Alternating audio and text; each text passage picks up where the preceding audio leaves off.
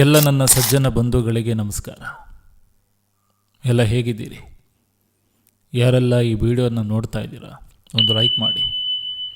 ಬಹಳ ದಿನಗಳ ಬಳಿಕ ನಿಮ್ಮ ಜೊತೆ ಮಾತಾಡುವಂಥ ಒಂದು ಅವಕಾಶ. ಗಂಗೆ ಚ ಯಮುನ ಚೈವ ಗೋದಾವರಿ ಸರಸ್ವತಿ ನರ್ಮದೆ ಸಿಂಧು ಕಾವೇರಿ ಜಲಸ್ಮಿಂ ಸನ್ನಿಧಿಂ ಕುರು. ಭಗವಂತ ಎಲ್ಲರಿಗೂ ಕೂಡ ಒಳ್ಳೇದು ಮಾಡಲಿ. ತುಂಬ ಬಾರಿ ಯೋಚನೆ ಮಾಡ್ತಾ ಇರ್ತೀನಿ, ನಾವು ಯಾರನ್ನು ನಮ್ಮವರು ಅಂತ ಅಂದ್ಕೊಂಡಿರ್ತೀವಿ, ಲೈಫಲ್ಲಿ ಇವರಿದ್ದರೆ ನಮ್ಮ ಜೀವನ ನಡೆಯುತ್ತೆ ಅಂದ್ಕೊಂಡಿರ್ತೀವಿ. ಅಂತಹ ವ್ಯಕ್ತಿಗಳಿಂದ ನಮ್ಮ ಜೀವನಕ್ಕೆ ನಂಬಲಾಗದಂಥ ಹಾಗೆ ಮರೆಯಲಾಗದಂಥ ನೋವಾಗುತ್ತೆ. ಎಲ್ಲಕ್ಕಿಂತ ಮುಖ್ಯವಾಗಿ ಆ ವ್ಯಕ್ತಿಯನ್ನು ನಾವು ನಂಬಿದ್ದು ನಮ್ಮ ತಪ್ಪು. ಆ ವ್ಯಕ್ತಿ ಕೆಟ್ಟವನು ಅಂತ ಗೊತ್ತಾದ ಮೇಲೂ ಆತನ ಸಂಗ ಮಾಡಿದ್ದು ಇನ್ನೊಂದು ತಪ್ಪು. ಬಹುಶಃ ನಾವು ಯೋಚನೆ ಮಾಡ್ತೀವಿ, ನಮ್ಮ ಮಾತುಗಳಿಂದಾದರೂ ಅಥವಾ ನಾವು ಹೇಳುವಂಥ ಒಂದೊಳ್ಳೆ ಮಾತುಗಳಿಂದ ಆತ ಬದಲಾದರೆ ನಮಗಷ್ಟೇ ಸಾಕು ಅಂತ ಯೋಚನೆ ಮಾಡ್ತೀವಿ. ಆ್ಯಂಡ್ ಒಂದಂತೂ ಸತ್ಯ, ತುಟಿಗೆ ತುಪ್ಪ ಸಬರಿ ತುತ್ತಿಗೆ ವಿಷ ಬರೆಸೋ ಜಗತ್ತು ಇದು. ಹೆತ್ತ ತಂದೆ ತಾಯಿನೇ ವೃದ್ಧಾಶ್ರಮಕ್ಕೆ ಹಾಕೋ ಕಾಲ ಇದು. ಅಂಥದ್ರಲ್ಲಿ ನಾವು ಯಾರೋ ಮೂರನೇ ವ್ಯಕ್ತಿಯನ್ನು ನಮ್ಮವರು ಅಂತ ಅಂದ್ಕೊಂಡಿರ್ತೀವಲ್ಲ, ನಾವು ಮಾಡುವಂಥ ದೊಡ್ಡ ತಪ್ಪು. ಯಾರಿಗೂ ಕೂಡ ಅತಿಯಾದ ಬುದ್ಧಿವಂತಿಕೆ ತೋರಿಸೋಕೆ ಹೋಗಬೇಡಿ. ಅವನನ್ನು ಸರಿ ಮಾಡ್ತೀನಿ ಅಥವಾ ಇವಳನ್ನು ಸರಿ ಮಾಡ್ತೀನಿ, ಇವರು ನಮ್ಮ ಜೀವನಕ್ಕೆ ಬೇಕು ಅಂತ ತುಂಬ ಯೋಚನೆ ಮಾಡಬೇಡಿ. ಎಲ್ಲವೂ ವಿಧಿಲಿಖಿತ. ಏನಿದೆ ಸ್ವಾಮಿ, ನಾನು ಮೊನ್ನೆ ಅಷ್ಟೇ ಒಂದು ಸಾಲುಗಳು ನನಗೆ ನೆನಪಿಗೆ ಬಂತು. ನಾನು ಕೂತಾಗ ನನಗೆ ನೆನಪಾಗೋದು ನಾನು ಬರೆದಂಥ ಸಾಲುಗಳು. ಜವರಾಯ ಬಂದು ಮನೆ ಕದ ತಟ್ಟಿದಾಗ ನಾವೆಲ್ಲರೂ ನಮ್ಮ ಋಣ ಮುಗಿಸಿ ಹೊರಡಲೇಬೇಕು. 3 ದಿನದ ಈ ಬಾಳಿನಲ್ಲಿ ಇನ್ನೊಬ್ಬರಿಗೆ ಒಳ್ಳೆಯದನ್ನೇ ಬಯಸೋಣ.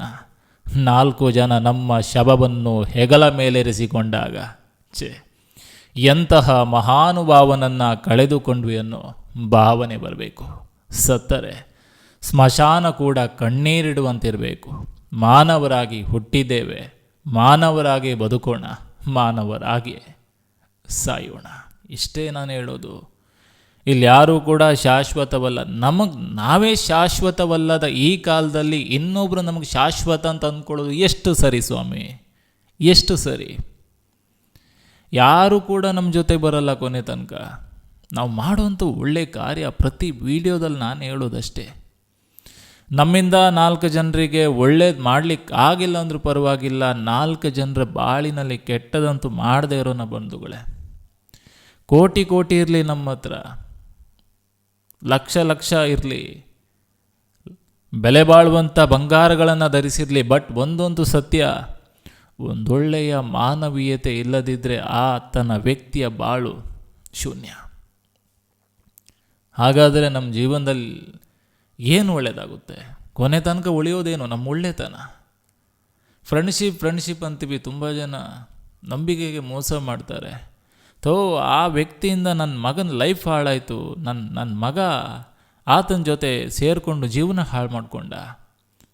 ಯಾಕೆ ಸ್ವಾಮಿ ಈ ಥರ ಹೇಳ್ತೀರಾ? ಆತನ ಜೊತೆ ಸೇರಿದ್ದು ಈತನ ತಪ್ಪು ತಾನೆ.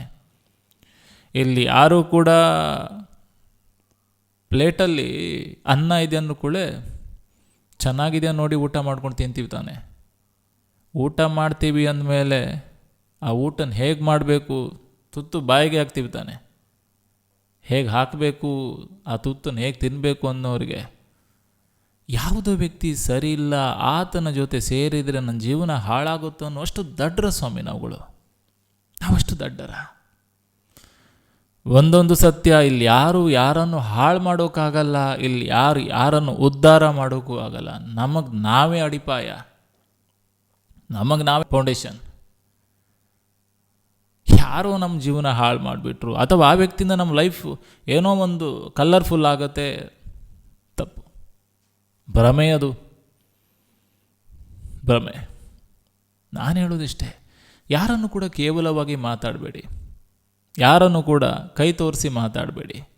ಯಾರಿಗೊತ್ತು ಸ್ವಾಮಿ, ಏನೂ ಇಲ್ದವನು ನಾಳೆ ಒಂದಿನ ಕೋಟ್ಯಾಧಿಪತಿ ಆಗ್ಬೋದು.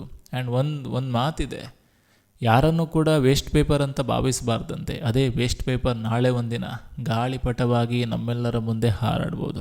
ಮುಂದೆ ಕೈ ಕೊಟ್ಕೊಂಡು ಅಥವಾ ತಲೆ ಎತ್ತಿ ನೋಡುವಂಥ ಪರಿಸ್ಥಿತಿ ನಮಗೂ ಕೂಡ ಬರ್ಬೋದು.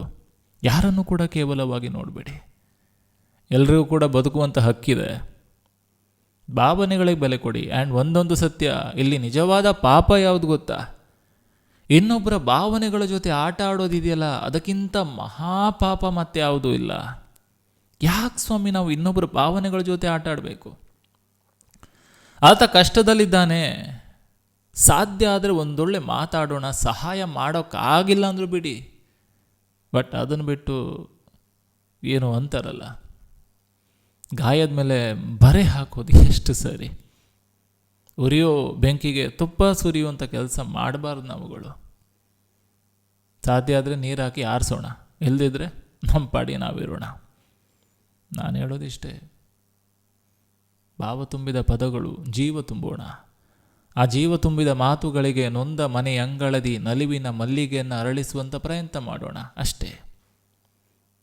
ಕಲೆಗೆ ಕಲಶವು ನಮ್ಮ ಪ್ರೋತ್ಸಾಹ, ಕಮರಿ ಕುಂದದು ನಮ್ಮ ಉತ್ಸಾಹ, ಇರಲಿ ಬೆಂಬಲ ಹೀಗೆ ನಿರಂತರ, ನಿಮ್ಮ ಪ್ರೀತಿಗೆ ನಮ್ಮದೊಂದು ನಮಸ್ಕಾರ ಅಂತ ಕೈ ಮುಗಿಯೋಣ ಅಷ್ಟೇ.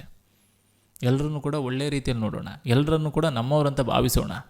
ಅದನ್ನು ಉಳಿಸ್ಕೊಳ್ಳೋದು ಬಿಡೋದು ಅವ್ರುಗಳೇ ಬಿಟ್ಟಿದ್ದು.